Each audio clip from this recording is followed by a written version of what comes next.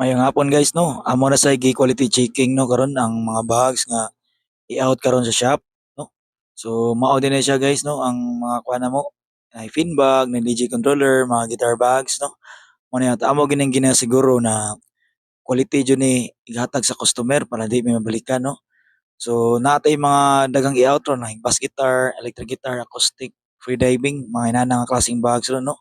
If ganahan sa mga belt bag daray naa sa kong loyo daghan kay na no. Napoy t-shirt kanang akong gisuod ganahan mo.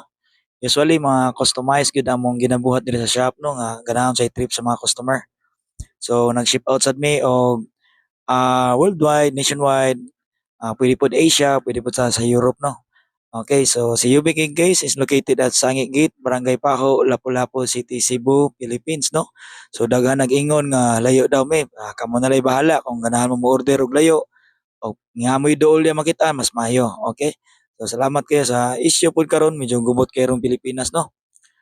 Si kami diri sa shop kung asa tong hayahay sa una adto ra pod mi di lang ko mo kuan kung asa jud ko no.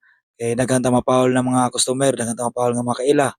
So salamat kay ninyo sa pagsuporta. So kining atong gamayng shop no, kailangan kita mo ning kamot palambo kay pobre man ta. So ning kamot ag mayo no. Bahala nagka-problema yung anong Pilipinas ron, kumbati lang ta, no? So, kani akong birahon sa loyo is folding bike ni Padong Iligan, no? Medyo bugat-bugat ni kay plate pa din ni. Salamat kay ma'am sa pagtuo na mo diri sa shop, no? Dagang salamat, ma'am. Salamat kay sa quality. Sa akong mga kauban diri sa shop, ning kamot, mulambo mi tanan.